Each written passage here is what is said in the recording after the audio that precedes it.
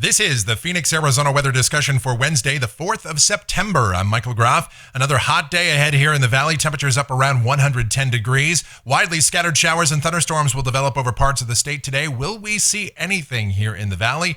And indications of a more pronounced pattern change for late in the weekend and early next week, one that brings in cooler temperatures and more active weather potentially. So, a lot going on. Let's talk about it. First, the almanac from yesterday, 109 degrees, the high in the valley. 86 was the low. And outside right now, here at 5:15 a.m., we've got clear skies out there. We start this day at 88 degrees at Sky Harbor. Dew point's at 63. Humidity 43%. The winds are light, and the barometer is steady. Temperatures out there this morning, most of us are in the 80s to about 90 or so across the metro. The upper air look continues to show high pressure as the dominant weather feature here across the southwest in a rather favorable position, at least ideally, to bring monsoon moisture in. There hasn't been a whole lot, although an easterly wave will make its way into the southwest later today, which we'll discuss in a moment. And of course, there you see a trough over the northeast, and that is helping to pull Dorian up to the north. On the watch warning map, we've got an excessive heat warning for the valley again today from 10 a.m. this morning through 8 p.m. this evening. Elsewhere, dry conditions continue throughout the Intermountain West with red flag warnings. We've got hurricane warnings extending from central Florida northward to around Wilmington, North Carolina. A hurricane watch beyond that point. And the convective outlook for today, a slight risk of severe storms along the South Carolina coast in association with the outer bands from Dorian. A marginal risk from around Jacksonville all the way up to Wilmington or so. Here in Arizona, we're in the green. Scattered thunderstorms possible. Organized severe weather not anticipated, although, of course, any one storm could become locally severe. And taking a look at the tropics and the Atlantic Basin, about as active as you'll ever see it. 5 areas of concern on the board. First, we'll talk about the non-tropical cyclones. We have a wave moving off the African coast. Indications that may develop over the next 5 days. We've got another wave out there over the central Atlantic east of Dorian. That is going to gain latitude and not be a threat to land. Speaking of, we have a new tropical storm on the board. This is Gabrielle. This will also gain latitude. This will be a fish storm. No concern to land, although it might ultimately recurve, become post-tropical, and affect the British Isles. We'll see.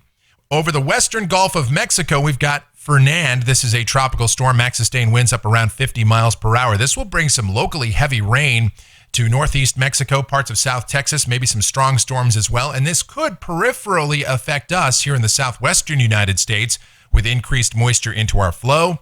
And then, of course, there's Dorian. And we probably won't realize the sheer devastation and loss of life that this has brought to the Bahamas for a period of weeks. But the United States has, at least for the most part, dodged the brunt of the storm. Now, we have had some of these outer bands. They have produced occasional hurricane-force winds. We've had some water spouts, certainly some heavy rain and flooding, and property damage has occurred. But again, the brunt of the storm should continue to steer clear of most of the United States. Nevertheless, those hurricane warnings remain in effect. Maximum sustained winds 105 miles per hour. Category 2 storm expected to turn more toward the northeast and move up the south and middle Atlantic coast before ultimately moving out to sea. And closer to home, let's take a look at the precipitation outlook valid through next Wednesday morning from the WPC. Rain amounts in the valley, the numbers have come up a bit, between about 1/2 and 1 inch for most of us, but the rainfall gradient pretty tight. You see the West Valley and points west less than 1/4 of an inch.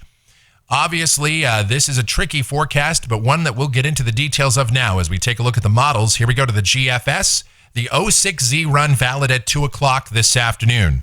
Upper Ridge off to our east and north. That is bringing about our monsoon flow. Some increase in moisture here across the southwest and an easterly wave beginning to move into the picture this afternoon as well. So what it all means, down at the surface, sunny skies this morning, becoming partly sunny this afternoon. Widely scattered showers and thunderstorms develop over parts of the state.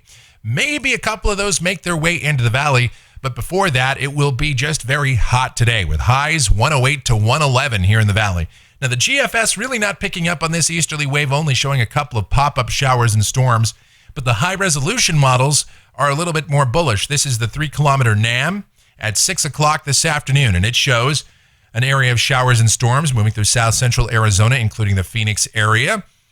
And it certainly brought in some dynamics, too. Cape values in excess of 1,000 joules per kilogram here over southern Arizona. So that certainly is enough for widely scattered showers and storms. I think a dust storm would be the most likely thing that we see if we get anything at all, but some spots could certainly see some locally heavy downpours. So we'll put a 10% chance of rain into the forecast for this afternoon and tonight. Speaking of tonight, mostly cloudy skies, those chances of showers with us in the evening. And then overnight, lows will mostly be in the upper 70s to mid 80s. Tomorrow, mostly sunny, not quite as hot, but still toasty. Highs between about 105 and 109. Same thing for Friday, isolated showers and storms over the high country. On Saturday, we start to see the pattern beginning to change over the western United States. Now, the GFS is a little bit faster and not quite as aggressive in the pattern change. Nevertheless, it shows a negatively tilted trough beginning to move into the Great Basin by Saturday night and early Sunday. And this would bring about an increase in moisture, southerly flow picking up widely scattered storms over the eastern mountains. I think Saturday stays dry here in the valley. High temperatures will lower just a bit as the heights come down, highs around 105. Sunday, we'll see a better chance of showers and storms over the eastern half, perhaps the eastern two-thirds of Arizona. Exactly where the delineation of moisture and dynamics happens to be will be important. But for now, it looks like the valley will be in on this with a chance of showers and storms, especially in the afternoon and evening. And with the trough present over the Great Basin, some cooler air aloft, some faster-moving winds aloft, better dynamics and upper support, some of these storms could get on the strong side on Sunday if this verifies. And certainly the European is even more aggressive with cooler air aloft and better dynamic support. Same thing for Monday. Chance of showers and thunderstorms in here. High temperatures will continue to lower. In fact, Monday, we might not make the century mark. We're going with highs 97 to 100. Tuesday, highs mid and upper 90s here in the valley. So we stay below 100 with, again, a continued slight chance of showers and storms as we will have a period of active weather at least Sunday and Monday. The European things will continue with Tuesday. The GFS really starts to dry us out then. That drier air will also mean our overnight lows cool off as well down into the 70s. In fact, maybe a couple of spots get into the upper 60s. Let's go to a week from today. This is Wednesday, the 11th of September, troughing to the north. And so drier air is in here now. High temperatures will still be upper 90s to about 100, which is pretty close to average as we get out here toward mid-September. Then going out 10 days, this is the end of the forecast period. Friday the 13th, a ridge building back in here across the southwest. Doesn't look quite as aggressive as on previous runs, but still, this would mean temperatures warm up and we continue with dry conditions.